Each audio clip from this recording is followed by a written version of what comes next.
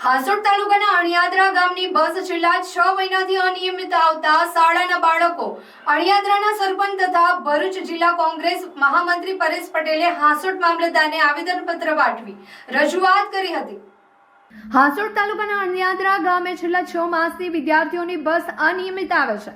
તેના લીધે ગરીબ અને મધ્યમ વર્ગના વિદ્યાર્થીઓ પૈસા ખર્ચીને શાળાઓ પર પહોંચવાનો પ્રયત્ન કરે છે। કેટલાક વિદ્યાર્થીઓ પૈસાના વાંકે અભ્યાસ જતો કરી ઘરે ચાલ્યા જાય છે અને આ રીતે વિદ્યાર્થીઓના પોતાના દફતરો ઉચકીને શારીરિક અને માનસિક રીતે અને આર્થિક રીતે હેરાન પરેશાન થઈ રહ્યા છે। આજરોજ અંકલેશ્વરથી અણિયાદરાની બસ પર બોર્ડ અંકલેશ્વર અણિયાદરાનું લગાવ્યું હતું અને પેસેન્જરોને બેસાડીને હાસોડની ટિકિટ આપી હાસોડ ઉતારી દેવાયા હતા અને પછી બીજી બસ સાહોલથી અણિયાદરા બાદ 12 વાગે વિદ્યાર્થીઓને લેવા આવી હતી અને વિદ્યાર્થીઓ ભણવા કેવી રીતે પહોંચશે આ બાબતે વારંવાર રજૂઆત કરવા છતાંય કોઈ ઉકેલ આવતો નથી। સ્વાગત કાર્યક્રમમાં પણ રજૂઆત કરવા છતાં કોઈ ઉકેલ ન આવતા હાસોડ મામલતદાર આવેદનપત્ર પાઠવી જો વેળાસર બસ શરૂ કરવામાં નહીં આવશે તો ગાંધી ચિંધ્યા માર્ગે આંદોલન કરવાની ચીમકી ઉચ્ચારવામાં આવી છે।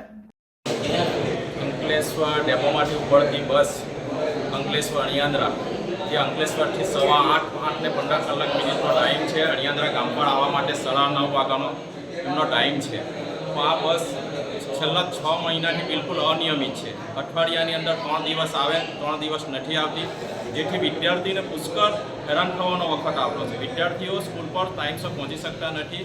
પ્રાઇવેટ સાધનોની અંદર જીવના જોખમે સ્કૂલ પર જાય છે। વારંવાર ડેપો મેનેજરને રજૂઆત કરી છે।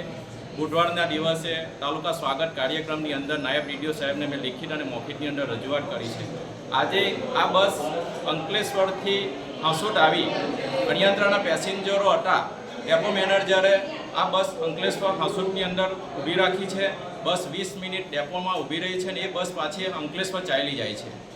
તો અમે આજરોજ મામલતદાર સાહેબને આવેદનપત્ર આપવામાં આવ્યું છે વિદ્યાર્થી જોડે કે કાયમ આ બસ તંત્રો બિલકુલ અમારી કોઈ વાતને સાંભળતા નથી।